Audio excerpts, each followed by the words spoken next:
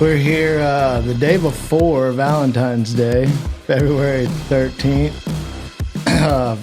Daily Dogfights podcast. I'm Mikey Fletcher. It's Brody Self. We got the one and only MattSavage, World Poker Tour fellow dog fighter. He loves to mix it up. Love it. Absolutely. Tell us how the weather is out there, Matt. You said it's raining a little bit today. We got canceled on our club championship, so I wasn't able to get out there, but I'm in the finals. So the other team kind of wimped out and ducked out because it was drizzling a little bit. So it's unfortunate. My partner and I, he's from Canada. He's a tough guy. He wanted to go out there and play, and these other guys said, no, we'll wait for a sunny day. So we postponed it again. And this tournament started like about 7 months ago. So yeah, we have a bracket tournament like that as well. It takes forever. Yeah. And what's the guys? Is that who I met when we played together? Yeah, Scott Dowdy. I think you met him.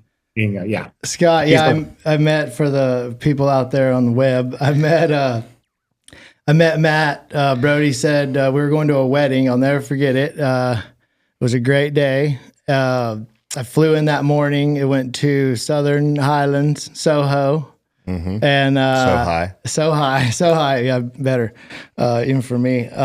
They what a great environment. Clubhouse, unbelievable. Treated you like first class. A great club. And met Matt, and he's I thought, I don't know what this is gonna be like. Is this guy cool? I get in the car with him. He's got it just jamming. 80s rock. Loud as it can go. He loves country music. So if any fans out there want to take him to a country concert while they're in Vegas, he will be first on the list. We did not have one, but we had a hot cocktail, and right off the bat, I don't usually drink a lot when I play golf, and it's hard enough on me as it is. But in the drink, it was stout. They're single. It was a stout drink, and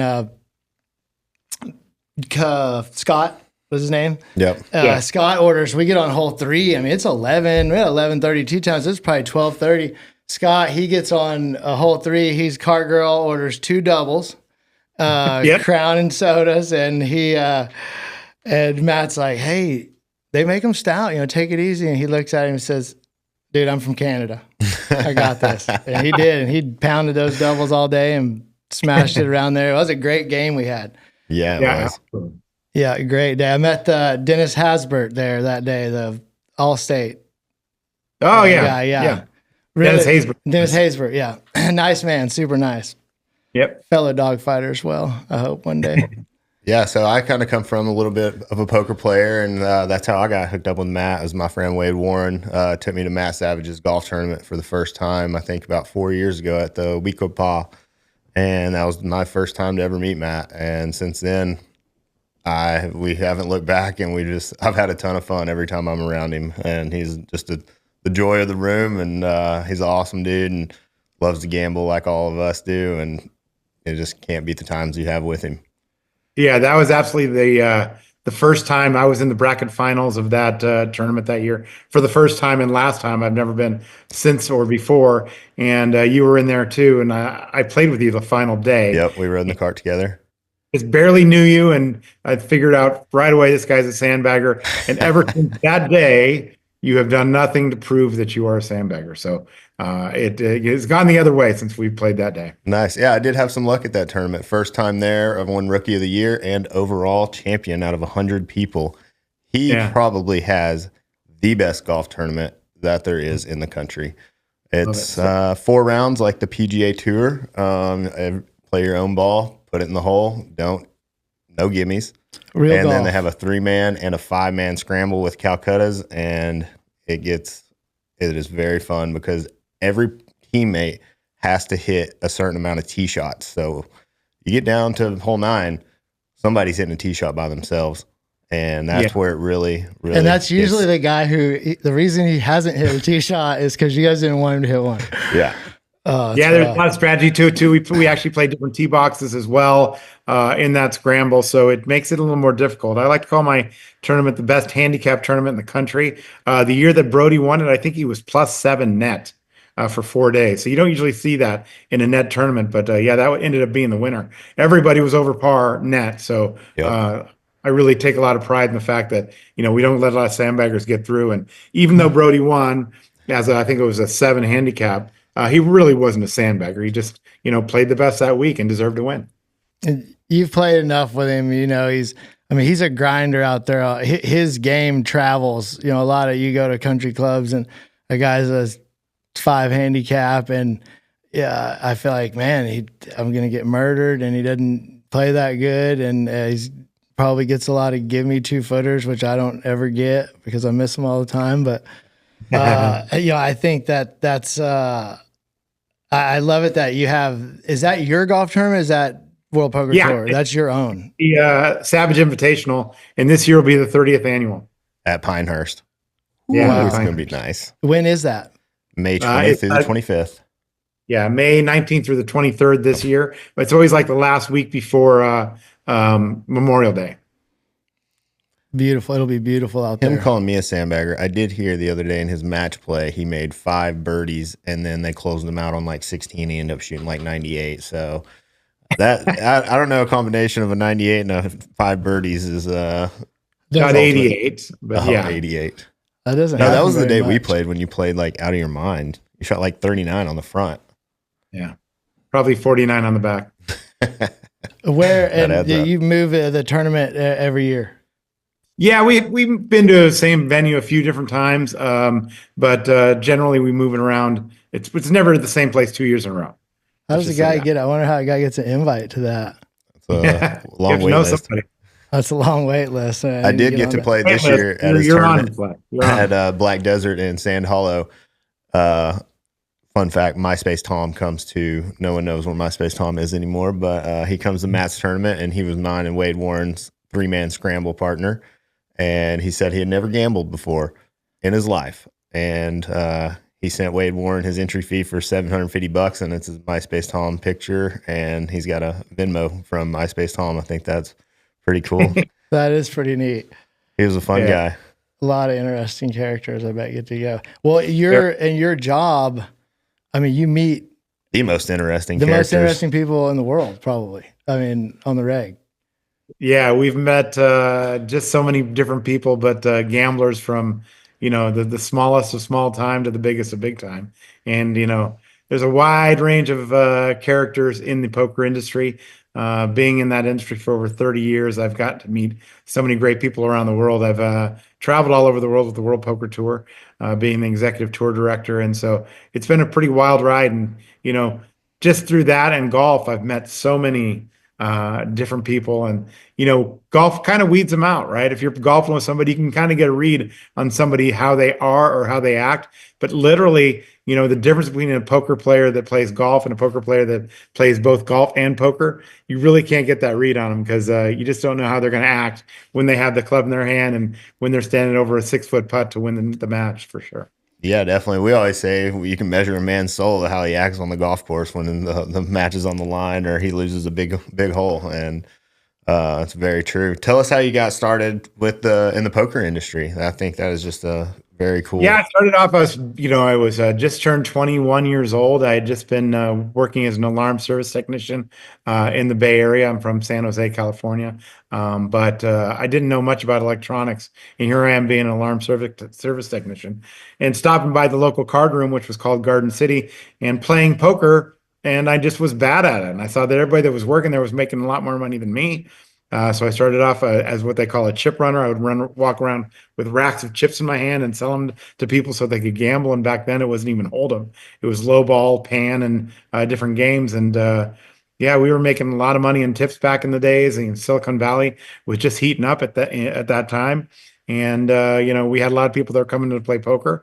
And I just went from job to job to job, all the way up the line, and started off as that, like I said, a chip runner, became a dealer, worked as a floorman, and as I was dealing, I kind of burned myself out, got carpal tunnel, had to go on the floor, and because of that, I did not only the job as floorman, but I became the assistant tournament director. It was right around then I started golfing and really ran my first annual Savage Invitational tournament that year. And the guy that was running tournaments said, "Hey, you do such a great job of that. You should probably come and run poker tournaments." And out of that, I took another job up in Northern California at a place called Lucky Chances in Colma, California. Was playing tournaments and saw that the rules were wrong and Wait, different. so you got your tournament director job because of your golf tournament? That is Yes. that is interesting. I would have never guessed that. That is really cool.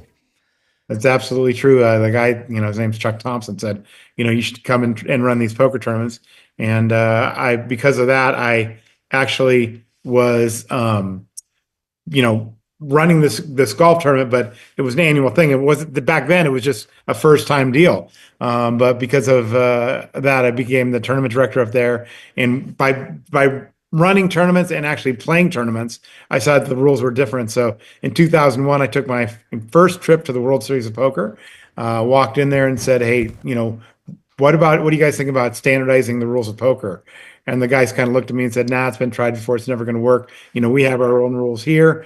And then I got lucky, met a friend of mine named Linda Johnson, who's called the First Lady of Poker. She brought me in to run poker tournaments, to not only to run poker tournaments, but to be part of our World Poker Industry Conference. And I started the Tournament Directors Association then. And now that is the gold standard around the globe for tournament rules. Everywhere you go around the world in poker tournaments is because of the Tournament Directors Association, which I founded in 2001. Wow. You taught people the proper way to play little cards, to have a good little game. Yeah, I mean the proper rules for sure. And anybody that has a question in tournament poker now usually comes to me through social media, through Twitter, X, and Facebook, or text, or phone calls, or any different number of ways. If somebody has a rule about poker that they're asking a question about, it usually ends up on my desk. And because of that, I've become the tour director of the World Poker Tour and kind of the preeminent guy for answering rule questions for that. And I told Brody, I said, I think I'm better at answering questions on the golf course too for rules. I like to get in arguments about that all the time too. Oh, it's so much fun. It is just, I can't wait till we're back in Vegas and we get to shoot a video and let the people see like what it's like to play golf with you. Cause it's my favorite. I've got a little footage. And most of the time you probably lose on the first tee because he's getting 8 more strokes than he should be. Not true at all. Not true. I'm at a 3-year low right now. So you're going to like that. 11.1. Never been that low before. So, well, not in 3 years anyway, I should say. Congratulations. So you're close to single digits. You're right there with me. We're knocking on the door. Yeah, really close. I'm going to get there. But I created a rule in golf about 20 years ago. And actually, I've been pounding the USGA to change this rule about speeding up golf. Basically, it's what we call the Savage rule in the Savage Invitational. And basically, if you hit a ball out of bounds, you get full distance. You get to go to the middle of the fairway and then hit 4. So it removes all of that going up, looking for your ball, not finding it, and then driving back to the tee box and hitting another one. And the USGA has kind of adopted kind of a semi typical rule where you can go to where it crosses grass. So we've been using that rule in Savage Invitational for over 20 years now. And they're just now like it's a clubhouse rule. They're like adopting that. It's way faster. Yep. That's like, it definitely speeds up play. That's for sure. I prefer to play it as a hazard and then drop directly where I found my ball. Not me. I hate that. Right there, as far as I can. When's the first time? So you seen like Texas Hold'em? Like when was the first time that you saw that? So it actually, when I was working at that card room in San Jose called Garden City, it actually had just started coming out in like 1993. We just started playing Hold'em, and it had moved from Nevada and different parts of the country, obviously Texas as well. But it became popular, and back then it was limit Hold'em. And not the no limit that you see on TV all the time, but no limit Hold'em was actually less popular game than it was than limit Hold'em in as late as 2003. Really? But you knew, you said this is going to be a thing. They're going to like this one. This is going to be a good game. Yeah, I mean, No Limit had always been the championship event had always been No Limit Hold'em, but I think that a lot of people, even operators, felt that No Limit Hold'em was too risky to people's bankroll. So the fact that people would lose all their money faster if they were playing No Limit Hold'em, so they wanted to keep them in the game. They wanted to keep them playing. Right. So or Limit Hold'em back then. Yeah. And you never played cards. You're not a gambler. Or you I am. I play cards. I'm not, like I said, to this day, I'm still not really good at playing poker. He got but I second enjoy place at their charity event I went to with him. Yeah, I just made the final table again last night at the charity event. Okay, you're a rounder. Yes. Tell us one of your favorite poker stories. I mean, I know it's a broad spectrum, but just shoot it out there. Well, I was the tournament director and the announcer for the final table when Chris Moneymaker won it back in 2003, where if you play any poker at all, you probably know the name Moneymaker, but you see in the pictures of him holding up the money at the end of the tournament. I'm in the background of those pictures in my tuxedo. But it was during that final table, and you can watch it on TV. There was one situation where he had actually said, had raised a pot, and I said, Chris Moneymaker calls, and he yells out, no, I raised. And it ended up being one of the biggest hands in the history of poker. And I could have screwed it up by giving away a tell, which I'm not sure everybody out there knows, but a tell is a very important part of playing poker and life, actually, getting reads on people. And I could have really screwed that up where Sam Farha might have called him and actually won that pot and changed history and won the tournament. And I'm glad it went the way it went and Chris Moneymaker won because he's been such a great ambassador for the game. Wow, that's amazing. Who do you think's the best card player out there? I'd have to say Bill Ivey's still the best. He's so confident, intimidating when he comes into the room. He plays all of the games really well, and I just think he's probably the best. Yeah, and there's a lot. I mean, it's a very mental.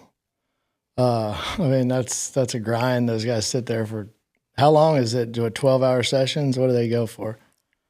Yeah, I mean, 12, 24 hours. I mean, poker tournaments are lasting now 12 hours a day too, but these cash game players are some of the best in the world, and these guys play for hours on end. And the games start at 10 a.m., 11 o'clock, 12 o'clock, and they go out through the night. And if somebody gets stuck or they're losing, the game will go even longer depending on who that loser is. Who's the best golfer, poker player? Best golfing poker player. There's a few of them. The guy that won the World Series a couple of years ago named Dan Weinman. Oh yeah, Dan Weinman. He's like a +2. Oh, he's a stick. Yeah, he's a stick. He's a +2. Mecca's pretty good. Dan Seppiel, the guy that won the World Poker Tour, he's scratch also. I just went to a Punamita down in Mexico last week with a guy named Chris Weimers. He's a +5. There's a lot of great ones. Shane Sigsby at our club, he plays some poker, but he's like a +3.8. There's a lot of great golfers that play poker as well. Did you play in Mexico when you went down there? Yep. I did. I played 7 days. Yeah. Every day. 7 days. Yeah, just 7 days. He's a dog fighter, people. Yeah, he mixes it up. I think he logs like 240 rounds a year. No, last year only 185. Oh, 185. Low year. Weather must have been bad in Vegas. Yeah, I keep strict records. Matter of fact, I can look it up this year. It's amazing. When you play golf with Matt, he will be sending you everybody's handicap, pictures of the first hole, scorecard pictures, how many pops you're getting, what game you're playing 2 days before you're supposed to play, right. And start at your own group chat through that. And so Excel spreadsheet. Yeah, Excel spreadsheet basically. And he is someone that we really talk to. I talk to a lot and stuff about our app. Yeah, and respect his opinion about what we're trying to do and how we're trying to even the playing field in the golf tournament and your daily game by integrating the USGA and being sure that make golf fun. Like your daily, that game y'all had with 4 or 5 groups, that was so fun. It was easy. It was that's what we want. We want that for everyone to enjoy golf, to be able to gamble. Everybody wants to play for something, and that was just a great format you had. We love that game. I don't even know what you guys called it. we had a guy come out. We play fivesomes all the time at my course at Southern Highlands, and we had a guy that comes out to the first tee. He's a friend of a friend, and said, "Well, I don't really gamble on the golf course." I said, "Well, what are you doing here?" You know, and for some reason, he's never been invited back. What's Charles Barkley say? What do you mean you don't play golf for money? Why are you playing golf then? Yeah. I think you got to play for something, whether it's a drink or whatever. You can make golf fun, but you know, you got to have a little. Yeah. If you have something on the line, you know, you care. And it doesn't matter for me, you know, whether it's $100 game or a $10 game, I want to win just as bad. So that's what I always say. I'll play for however much or however little you want. I mean, I'm not playing for 10,000 a hole, but I mean, I'll risk. I mean, plenty if you want to play for it. I mean, me and you, we play 50 a hole, $50 Nassau's, and you know, we win and we lose. Yeah, there are guys. Legend Dewey Tomko used to play for 100,000 a hole back in the day, and you know that's that's a lot of sweat. Too much sweat for me. You know, I'll sweat over $100 putt. I don't need to be sweating over 100,000. That's for sure. I'm sweating over the putt no matter what, and so I got 100,000. Right? That ain't happening.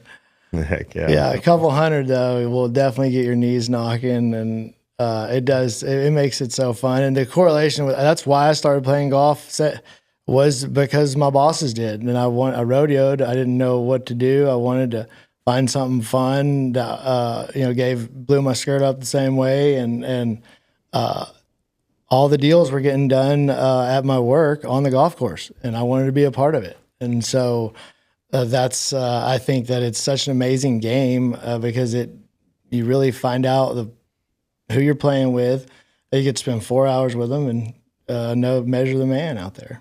Yeah, absolutely. And, you know, there's so many people that I've met through the golf club and through golf over the years. And, you know, a lot of people have come and gone through 30 years of my Savage Invitational. But, you know, the good ones seem to stick around, guys like Brody and Wade that we're talking about. And hopefully you someday, Fletch, you get out there and play in the Savage Invitational. And once you're locked in, you're in. You know, we don't really get rid of people. Unless they have issues or they gotta die. I mean, this waiting list is. I'm waiting on people to expire. I think Scott left 2 years in a row. Is he getting to go back to Pinehurst? Who's that? Didn't Scott leave 2 years in a row? Yeah, he's out. Oh, Jack, he's my partner in the club, but yeah, he's out. Hopefully, it doesn't have any. Who's the lowest? What's the lowest handicap you got on your? I think probably Nick Williams, who's the guy that Brody knows. I think he's like a 1 or +1, something like that. Yeah. What is Micah? Micah's pretty good too. Yeah, Micah's about scratch. Oh yeah. And the high. What's the highest handicap guy you got? The highest one, probably the guy that just called me on the phone, Chris Birchfield from Texas. He is right now right around a 28 index. And he plays as fast as you want, and he is so much fun to play with. No kidding. Yeah, he will. It don't matter. He just rock and rolls and mix it up. Great guy. Where's he from? Houston. No kidding. Yeah. Texan. I love that. He's earned every one of those strokes, by the way. Matter of fact, we had a big match last year where I played the gold tees, which is our tips, 75.06, and he played the red tees, which is I think 5,300, and we played straight up. And he shot his best round ever. He shot 90, and I shot 91. So ended up losing the stroke play, but I won the match play. So we played it 2 different ways. I ended up winning 400, but it was a very widely hyped match. I remember the tips versus the yips. And I remember whenever we were out that Pebble Beach at your tournament, they had that big. We weren't at Pebble that day, but Bayonet maybe. It was the other one, Poppy Hills, and they had the big deck out there. And Zach bet Birchfield 100 to 1 on $100 that he couldn't make par on 18, and he had an eagle putt and he 4-putted, and the whole tournament was out there on the green. It didn't matter, but it was just for that one hole. Zach had 10,000 at risk over that 100, and Birchfield 4-putted. That breaks your he was heart, like, "Do not give him reads. Everybody back up." And he did 4-putt. Yeah, he did 4-putt. That's heartbreaking. But that green's huge, fast, and tough. So yeah, it's not a very long hole, as you said. There's always plenty of action at the Savage Invitational. There's always plenty of side action. You get as much action as You you can play want. That's for sure. basketball for 10,000 if you want. You can do a lot of stuff. I think there's going to be a basketball game this year. Like There's actually a free roll basketball game this year. I think he's giving him 3,000 if he can beat him. In the group chat is what it said. He just wants to embarrass him again. Oh, I That's know. Yeah, he wants to just embarrass him. I definitely got that. 30 guys. No, 100. It used to be 100. This year it's 64. 64 guys. Yeah. Wow. Yeah. Or 68 maybe. That is awesome. 68, and it's all about side action. It's all about props. It's bet the daily dog fights. It's about all of that stuff. It's like, we had you could tell Brody could tell you 2 years ago we had throwing golf balls into a toilet, which we found At the outside Calcutta. of a restaurant. We found a toilet seat, so we just pulled the toilet seat out, wheeled out the ceramic, and people were trying to throw golf balls into it for $100 a throw. And I think Brad Deaver won, I don't know, $5,000 on throwing a golf ball into a toilet seat. So Yeah, that takes it to another level. It was fun. That's beyond shooting dice right there. Yeah. Tailgate gambling. yeah, we have a good time for sure. And everybody like-minded, likes to gamble. Would you guys? Yeah, we have a few outsiders like MySpace Tom, who doesn't like to gamble much, but it's interesting because if you were around when MySpace was there, he was the dude. He was your first friend, and so people don't even remember. And he was a big deal. So I think he sold the company for like 300 million or something like that. But a guy like that, if he's going to bet 10,000 or $1, it doesn't make a difference to a guy that has that much money. But he doesn't like to gamble. Yeah, I remember he said, "Oh, where y'all from?" I said, "Fort Worth." He said, "Oh, I think I own an apartment complex there, but I've never seen it." Yeah, he likes Miley Cyrus and Wrecking Ball. He likes to play that on repeat. He did play that. He would hold his phone in his hand until he hit the ball and then set it down about that far from the ball. And for 15 minutes straight, maybe 20, it played Miley Cyrus Wrecking Ball. And Wade goes, "Hey, Tom, I got the music on the next hole, bud." We're done with that. Yeah, it was funny. I don't mind Miley a little bit. Yeah, it was great. He was a blast. I mean, just the chance to meet someone like MySpace Tom was cool, and him be our partner for 18 holes where we're on the grind. Our team, I don't think we placed last year, but I mean, we got close, but I mean, it was just fun. And we were all trying our best, and that's all we always do. Team, for sure. 4 players.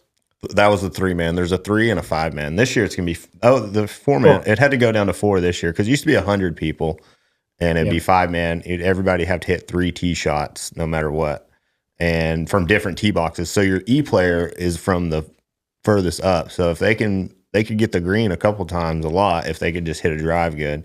And so there's a lot of strategy in that tournament. I love that. Absolutely. Strokes, no handicaps, and just put the ball in the hole. That's what it is. God, it sounds so fun. And more people, it's hard to get people to commit, go on a golf trip. We got a big one coming up in Pinehurst too. And it's everyone I went on, was so glad I went. It was the most fun. I didn't want to leave. I mean, I was sore, but I would come back again. I think everybody that goes on one will feel the same way. Absolutely. Pinehurst is big bucks now, though. It's so expensive. I'm trying to, work with a guy on costs, and Brody even tried to help me out, but the guy said it's peak season, so he's not giving us any break. And it's tough, but it's worth it when you go. Like we have a nice little prize pool in ours, and it's fun. It just hanging out with people, and you get to see some of these people only once a year. We just really enjoy it, and it's camaraderie and friendships that are made for life through this tournament. Yeah, definitely.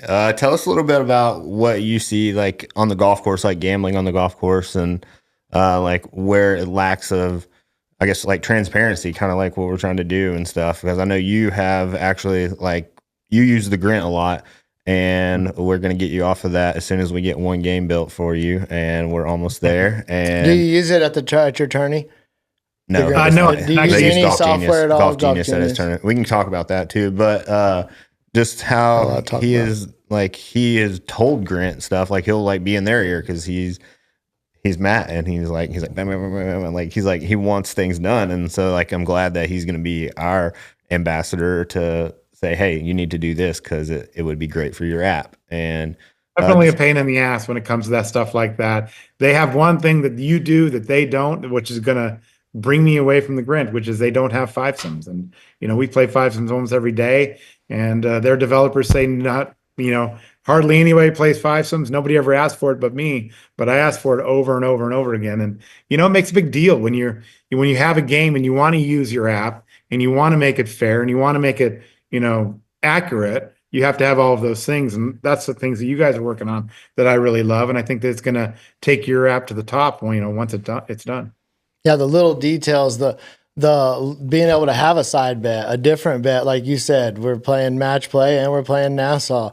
The ability to change that bet anytime you want to, or apply strokes at the back nine if you needed to. I mean, and definitely, it's more fun to play with five people. Everybody knows that. Yeah, I definitely love the leaderboard aspect of it. So you could look at your own phone and see how you're doing. What you're up, what you're down, and it's very hard to explain games to different people. I have a whole list of things that I call Las Vegas golf games, and it's hard to get people to understand it. Originally it's very tough for people to get a handicap. People don't post scores. They don't use their index. And for me, that's the unfortunate part about golf is when you're going out with people that you've never met before, you can't really trust somebody to have an accurate index or handicap the first time you play with them. So that's why it's really tough for me in my invitational to get people, new people into it. And so I kind of like that I've weeded out core group of people that don't keep an accurate handicap. And we usually use a low year index or low 3-month index for my tournament so that we know that everybody's keeping up on what it is. And, to me, it's the most important thing about, if you're going to have a game, you need to know that you can trust the person that's on the other side that's putting in all of their scores. And it's super important for me. And like I said, I love the fact that I can call my tournament what I say is the best handicap tournament in the country. There's nothing worse than going out and playing a scramble tournament with a bunch of people that are on the other side of the course, and they turn in like a 48. It's like there's no way you guys made, a three double eagles and 18 eagles. It's not possible. So yeah. Bryson and two great golfers can't break 50 from the ladies' tees. So y'all force them, can't break them from the blue tees. That's what's wrong with all these tournaments are all charity tournaments are 4-man scrambles, and it's a travesty because it's really not even that fun. You just hang out with the same 4 dudes you play golf with anyways. And you guys are swinging hard. It ruined my golf for at least 7 days. And so, it's not, they got to change that. They got to make it different. Yeah. Even like tournament golf. I went to a tournament the other day. It wasn't like anything big, but it was play your own ball for 2 days. And they had 2 holes on each hole, a red and a blue flag. And the second day you have to go for the second flag. First day I make like 4 or 5 birdies, shoot like 75, like 3 or 4 under. I'm in the final group the second day.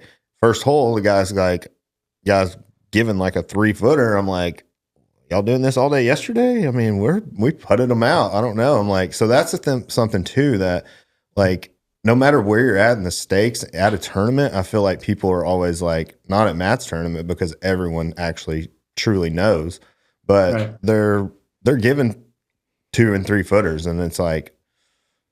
You're going to miss one of those. Yeah, you're going to miss one of those. I'm going to miss 2 of those. Especially at a place, that's pure and fast, and like you're going to lip them out. And I don't know. It's just, I just wish that is something we could fix, in my opinion. A lot of that comes from country clubs, from what I've seen, Yeah. Everybody gets pissed at me in my country club because I will make you putt something that's outside the leather, right? Because people miss those. So, you really want everybody to be doing the same thing. And even, in member games, you don't know if the other groups are doing the same thing, if they're doing gimmies or whatever. And, I am okay with the fact that people play net double or whatever as a maximum. Yep. But, I just really hate the fact that, not everybody knows the rules or not everybody's playing by them because, like Mikey said, he likes to play them as hazards when in reality, that's not even the rules of golf. If somebody that hits a provisional off the tee and plays it, is it a disadvantage against the guy that, just wants to play everything as lateral? Yeah, I agree with that too. Because like sometimes you're saying the Savage rule, we used to play. We always would play stroke play Nassau when we all sucked because it was like really.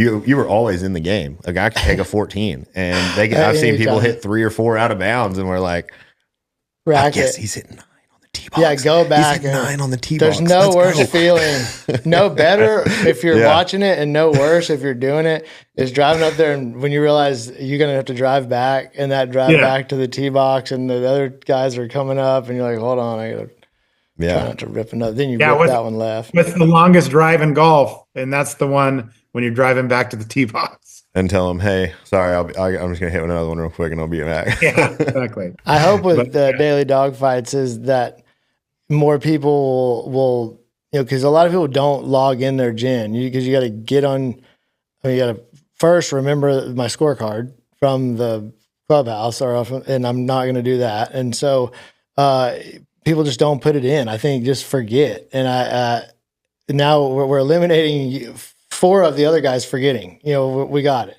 It's in there, and I think it'll.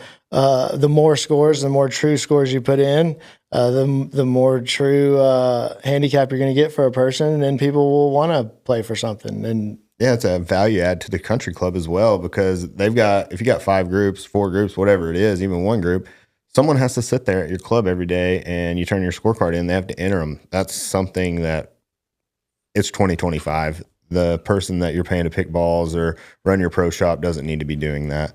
Like, you should be able to enter your own score fair and accurately, and it's so they could high. be doing something else. That pro took about 45 minutes an hour, didn't he, to get Garth was out on the first tee. Yeah, and Garth was on the first tee sending groups off. Like, yeah. I mean, I understand that's he does them as they come in, so he's actually pretty quick about it. But again, if you have an app like Brent or like your Daily Dogfights that's going to post it for you, it's great. The one thing about that is you really got to make sure that the groups and when you put the app out there, that people are checking with others to make sure that their scores are right before they hit that send button. So all of those things, make sure the tees are right. Those are all the important things that I care about, and we should all care about. I think if you're going to be having these daily dogfights with others, I think it's great. I think it's going to make the game better for everybody if people are posting their scores.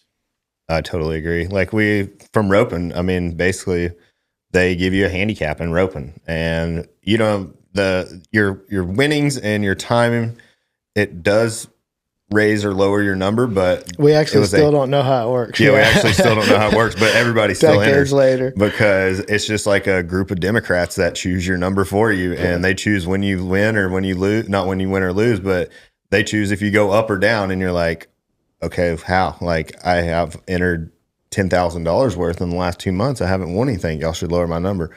Well, you should enter a few more times, and we'll put you under review. And, but full disclaimer, I still rope a little bit, and I have a number, and I like my number, and I want to know that everything's fine. I think you had to like your number system right now is working perfectly, and that's all I'll say about it. But it is. I think they do try to base it on stats to where you're still not. Maybe you're not winning, but you're still home roping. You're still competing, and that's a hard thing to do. But they got a secretary, and they can compile a lot of data.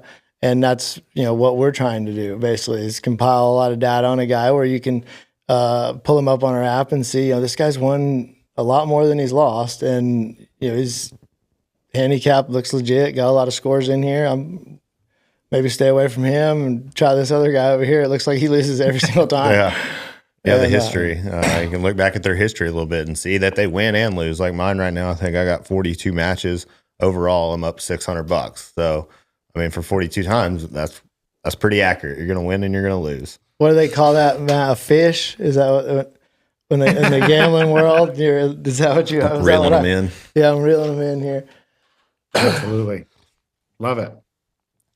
Well, that's a good, that's a great, like, that's what we want, is that tournament like you have. Me and Brody been talking about it, just something like that, just a big group of guys, and they get to see each other every year and play fair, play fun, and have a good time. What do you give away if you win it, MattSavage? I don't pay very good. We need to fix that. Do you get a buckle or anything? Maybe you get a trophy. Oh, no, from I think you should move to the buckle. You get a trophy that looks like it came out of a quarter machine. No, that's not true. It's a great. I love that trophy. Oh, it's a crystal. My bad. Oh, that was my poker trophy I got for the most entries the other day. That's not the one. Yeah, that's it kind of looked the same. No, that one's bad. But no, it's not the same. But yeah, you got a nice one there. You won the first year you came out. Usually that's not a good sign. Usually you don't get invited back if you win the first one, but Brody make the cut for the second year. You better not shoot 75.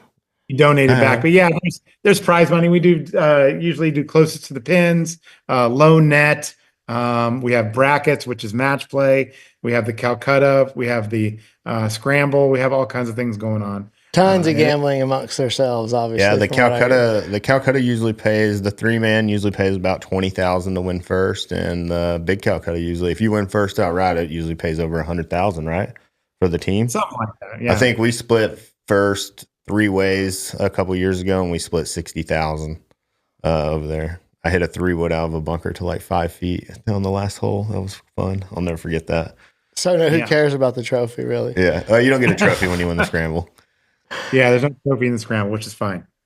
Yeah. But yeah, it's for the most part, everybody leaves happy. Everybody leaves with something. We have a raffle and give away prizes in that too. There's some booby prizes and things that you could win. Like I won a ball retriever last year, and but it's a good time, and people are drinking and having a good time, doing their side betting, and it's busy. It's busy, a lot of busy work. I work on it literally year round, as people know, like Brody, that play in it.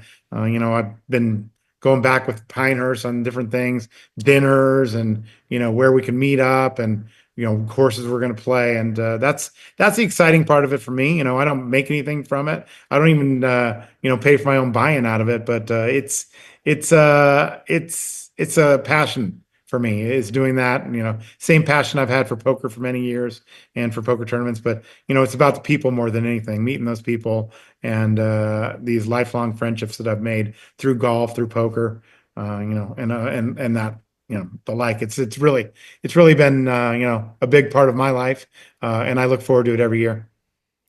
Okay, tell us your favorite prop bet story. I think this would be a good one on the golf course and the poker table, or maybe just life. There's all kinds of prop bets. Well, a lot of them involve a guy that comes to the golf tournament every year named Mike Norrie. I think Brody knows who that is, but he's one of my side bettors. Prop bet with him basically was he had lost in like 2014. He lost like $2,000 on the golf course. At the time, $2,000 was a massive win or loss in our groups.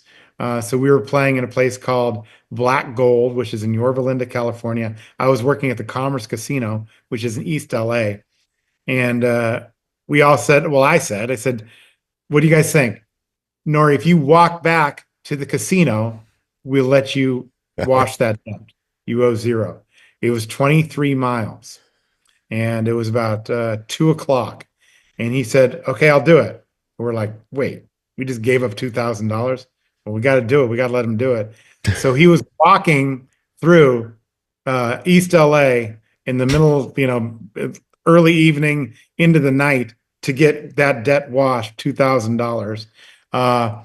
About halfway through, we knew he was going to make it. We were always thinking that he was going to jump in a taxi and just, come to the casino. We were going to still win the bet, even though he had already made it halfway. So about halfway through, I was on social media, and I have a fairly decent sized social media following. And I was like, look for this guy. He's wearing a white shirt with the orange shorts, and he has 10,000 in his pocket. I was trying to get him scared so he would, call a cab and just give up on it. But he ended up making. He made it all the way. And how long did it take him? 23 hours? No, 23 miles. It took him about 8 hours to do. 8 hours? Yeah, I can't walk. I mean, I couldn't imagine. That is awesome. He came into the casino, laid on the floor. He was so happy with himself, but in pain for about the next week, blisters on his feet and all. And he wasn't in very good shape back then to do that. So it was quite a feat for him to take that on. But then we came up with other side bets for him to do. We wanted him to walk around Lake Tahoe. We had a tournament in Edgewood. We gave him 24 hours to walk around Lake Tahoe. He ended up not doing that one. And then we offered him walk around Lake Tahoe. This guy gets hammered on every year, it seems like. Yeah. 72 miles in 24 hours. And anybody that runs or said they would do that easily, for the amount of money that was going to be put on this thing. They said they would do it easily, but he was afraid of getting eaten by a bear. So he said, forget it. And then we had a bet where I said, how much McDonald's do you think you could eat? Can you eat $1,000 worth of McDonald's and Nori in 24 hours? And you say $1,000 doesn't sound like that much, but it's a lot. It's a lot of Big Macs to eat. I can't imagine. Yeah, you can eat there. That's the last place you can stay for 5 36 hours. We extended the bet to 36 hours, and there was literally hundreds of thousands bet on this for him to do it because any competitive eater said it's easy, like no problem. But for somebody that's not a competitive eater like him, he ate about $100 worth and then got sick and, laid in bed for 2 days after that. Didn't even come close. But the people that put all that money on the bet to bet on him were really pissed off about it. And he said that he messed up because he got drunk the night before and he wasn't really focused. But we even put him in a Hamburglar outfit. And, we just he's kind of our, like, you have a picture of that? Can you send it to me? I want to put it on the absolutely. Pop it up. He's like our team mascot, Yeah, I love my Nori. Well, I don't think it would have mattered if he was sober. If he only got $100 down, he's a long way from 1,000. Yeah, you have no McDonald's idea. McDonald's was cheap back then too. He wasn't even to the chicken nuggets yet. I mean, now in Vegas, for a meal, it costs $20. You might get it done, but back then, it cost $2. Right. Oh yeah, we could go to a couple places in Vegas and eat for $1,000 and just have a normal meal. 100 chicken nuggets in an hour. We were doing that bet. And Craig Chake goes, I'll do it easy. We put I think he had like 5,000 or 6,000 on or something like that. He started munching them down, first box of 20, second box of 20. And we're like, it was like 10 minutes in. And we're like, this is a joke. He's going to do this easy. Around number 60, he went running to the bathroom and couldn't do it. He was tapped out at that point. But we have there's always some kind of secret prop bet or side prop bet. Nori played another guy who said he played high school basketball one-on-one there was thousands of dollars bet on that too. And the final score was 21-4. Nori beat the guy named Stu Mandelbaum, kind of crashed out. And, every year we have something. We haven't got anything yet, but we'll figure it out. Yeah, I brought the rope and dummy one year. That was a big hit. Yeah. You brought the rope and dummy. You got the racks out there and roughed it a little bit. Yeah, that was fun. How many people could catch it over, under? I was out in a place where you guys, Wichita, halfway there, we drive from Vegas, and I had no idea that Wickenburg is some kind of big roping capital or something. Yeah, it's like team rope. They have a really good golf course there too. We'll have to go play it sometime. Wickenburg Ranch. Yeah, shout out. Big one. Good shout out Wickenburg Ranch. We'll come anytime. Yeah, maybe let us play your par 3 course this time. Now it's private. Yeah, it's a good little track out there for sure. Where do you go next? You've been to Wickenburg before? Yes, sir. Yeah, a lot. Oh, yeah. Really? Yeah, they have a badass par 3 course there. Their main course is I think it's top 5 or top 10 on my list, and their par 3 course is that good too. Oh, really? Okay. Yeah, it's cool. Like Disneyland for team ropers, basically. Yeah, Wickenburg is a great city. They have a lot of ropings every day. I mean, nonstop. Just like imagine poker rooms, just every corner and everyone going there to play poker. It's nuts. Yeah, it's like you have the NFR in Wickenburg before the NFR. The weather's good, and then we all go to the NFR. Yeah. Somehow all these people can just take months off of work, or they don't work and they just rodeo. And I don't know how they do that. It's interesting. It's kind of like poker. Definitely a good golf course, and Quintero's close to there. Also a great golf course. Yep. A lot of good golf out there. A lot of good golf where you're at. Yeah, for sure. In Vegas, we have a lot of great courses. What's the best one, you think? Shadow Creek, Southern Highlands, Cascada, Dragon Ridge. I like Dragon Ridge. Sohi is my favorite now. Or it's been my favorite since the first time I went there. And I played Shadow the same year. The same week I played them both the first time. And I was like, I like Sohi better. Where'd we play? That's probably, a lot of people are going to have things to say about that. But that was my opinion. Where'd we play with Bo Gardner? Rock Creek, That was Red pretty- Rock, no, Red Rock Country Club. That's good. Red Rock's cool too. I like that course. Just played it a couple weeks ago, but I'm kind of biased. I love my course. I No, do that's too. the best. Yeah, it was tits. Yeah, what's I love next the- on your schedule? Where are you headed? I'm heading up to Northern California. I'm going to a place called Thunder Valley Casino with a guy named Ben Irwin, who's been to the Savage Invitational in the past. He runs that room, and we have a World Poker Tour event there. Then following that, going down to the Seminole Hard Rock in Hollywood, Florida, and probably play some golf down there as well. Hoping to play the Grove, Michael Jordan's course down there at some point. When are you soon, going? but- I will be there. Yeah, when are you going? That's my people. I'm from Davie down there, right? I was raised right there by Hollywood. Yeah, it's in early April, that one. And yeah, I've played a lot of courses around there. A lot of the actual Caddyshack courses there too. Play it quite often. I got a good buddy that's a member there. It's called Grand Oaks, and it's a cool course as well. Nice. What's a guy got to do? How do you get to play the Grove? Like you have to remove a appendage or something? How do you get on over No, you got to know somebody that knows somebody is basically it. And the fact that you're a member of a country club, they can usually figure out how to get you in if you know somebody. So And, high love. poker players, Ben Lamb and Shane Sigsby play in a tournament with him, and he goes down there and plays with those guys. So that's a good connection to have. And Yeah, a lot of guys, these guys are joined and are part of this epic club. That's a good way to get in as well. MJ's Yeah. a big gambler. Oh, yeah. Absolutely. Barrett plays in MJ's tournament at Shadow. He's played the last 2 years. So one of our good friends, Barrett, you played with Barrett. Barrett came to the little Red Gill. Cascada Clash this year. There you go. Yeah, Yeah. absolutely. He's And- a degenerate gambler as well. Thinks he's a poker player. He got to sit by, or him and Phil Hellmuth played last week at the Super Bowl. Phil was down there. He was sitting right next to Phil Hellmuth for 2 days, and they played Omaha together. That was Oh, really? cool. Yeah. Nice. Yep. He didn't lose all his money, so he must put up a good fight with him. Yeah. He's Terrible football game, but Probably yeah, also- It was a it terrible was football good. game. I hate it. What's next in poker? Anything exciting? I know y'all just launched y'all's. Kind of tell them a little bit about that. One of my friends won a huge tournament out there in Vegas by a luck of a draw to get into the tournament.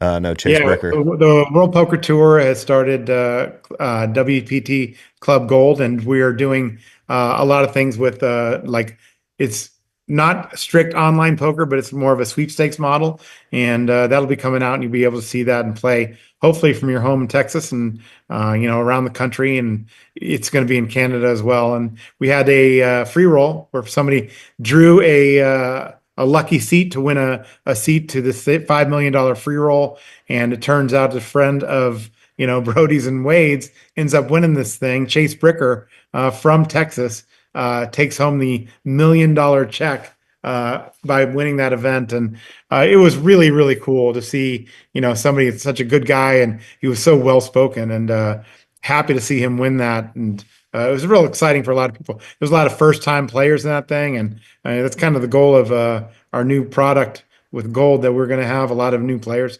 playing in the game, and hopefully, expanding what we're doing. We do a lot of charity events around the country and around the world with the World Poker Tour and the Charity Series of Poker, which we were at last night. And I just think that the game of poker is so much easier to do, because it's a great way to raise money for charities, and there's a lot of good causes out there going right now. A lot of people needing help, so I'm happy that poker has become such a philanthropic way to raise money for these things. And like I said, Brody came out to Pinehurst, and we played one for American soldiers. Yep. And things like that. And I just love that poker's doing so many great things for the game. Couldn't have been more perfect that he won that, like grinded his way, just grassroots. And I mean, anybody can win. Yeah, anybody Against can win. all crazy odds, I bet. That's nuts. For sure. Pretty impressive. 1,480 players were in that event, and he came out on top. It's awesome. $1 million bucks. What? So it's Valentine's Day tomorrow. What do you're married, and what do you got? You got any plans? You got anything? What does a guy do? Yeah, I've never been married, so this isn't my area of expertise here. Me either. I got some things coming, but the fact I'm here on with you, I told my wife she had to be quiet for a while. But it's not easy to ever tell your wife to be quiet. But I was lucky that I had to talk to you guys today. Hi, Marianne. She's around, but she's in the room with the dogs. So that is a tip to make it. How long have you been married? 20 years now. So the Not Savage long. Invitation has been going longer than the marriage. In the early years, Didn't you she meet would her come at out. the Mandalay Bay or the Bellagio, or is that where y'all met? Yeah. We got married in Monaco. Didn't y'all Monaco. meet at one of the casinos one night? I think What's that? Didn't y'all meet at one of the casinos? Yeah. I was running the World Series of Poker in 2002. And the first time I walked into the casino at Binion's Horseshoe, I kind of walked around and met a bunch of people. I met her, and she was single at the time, and I was not at the time, but I walked up to her, and her friend said to her, "Hey, you should marry that guy." And she said, "I would never marry that guy." And sure enough, 20 years later, we're still married to this day. That's awesome. Yeah. Congrats. That's a impressive little Valentine's story for listeners. For sure. All right. You got anything else? A little fun fact? Fun fact. Let's see. I am looking forward to putting together this year's Savage Invitational. I'm kind of hoping that Daily Dogfights will be ready at that time so we can put the games in there and make it work. And I love what you guys are doing. I just think that it's so important for what you're doing. And if you want to follow along on our journey, I do, post a lot at Savage Poker on X, and follow our journey around the country playing golf, playing poker, and having a lot of fun. Yeah, that's what we like to do. We like to have fun and meet people along the way and see how it's crazy that we get to live our lives, that we've built our lives to have fun in this community, and we've not saying that's how we make a living and we make money from it. And I don't know, it's crazy to me. I never thought I would be sitting here and growing up, me and Mikey definitely thought we'd never be here talking about golf. We'd be riding a horse and being entered at a rodeo today, but here we are. Ranching, roping bulls somewhere. Golf's the reason I met you, and it's a pleasure to meet you, Matt. I can't wait to have many, many dog fights with you from here on out. And absolutely, 29 years, not a single fist fight at the Savage Invitational. That is impressive because they do. A lot of this app was started because of arguments about money. And I thought, what are we gonna do? Like, we got to stop this. First off, what's our man's name there? What's our dog's name or your friend? Oh, my dog's name's Bella. This is Bella. That's Bella. Yeah. Our little Chihuahua. Nice. So yeah, it's really great that you have your, the payment is attached to it also, saying that when you've paid and things like that. I really like that. That's a great addition that Grant doesn't have. Yeah, it gets away the awkwardness of the parking lot of hey, do I need to get that 20? Yeah, or just sends him a text. Hey man, you forgot to send your Venmo. What is it? Yeah, he's got it. It's on there. My preferred method's cash, so whatever. Yeah, cash is always king. Yep. All right. Well, I think that's it. I appreciate it, Matt. Thank you so much. We're seeing a few weeks for March Madness. We'll be at the Fountain Blue. Chat, guys, and anytime, let's hook up and get out on the course. I'd love to get down to Texas at some point. I want to go out and check out all those card rooms down there. There's so many of them, but definitely anytime you're in Vegas, look me up. We'll get out and play so high. Yeah, I'll be there first weekend of March Madness, and we'll definitely get a tee time. We're getting out there. Or get a dog fight, I say. Thanks, Matt. Thanks, Later, Matt. See ya. All right, guys. Take care. Bye.